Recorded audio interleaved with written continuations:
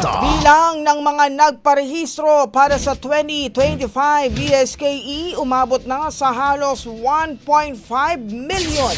Brigada G Goco Studio, ibrigada mo! Brigada Live Report. Umabot na sa halos 1.2 milyon ang bilang ng ating mga kababayan na nagparehistro para makaboto sa barangay at sangguniang kabataan elections. Base ito sa datos simula August 1 hanggang August 7.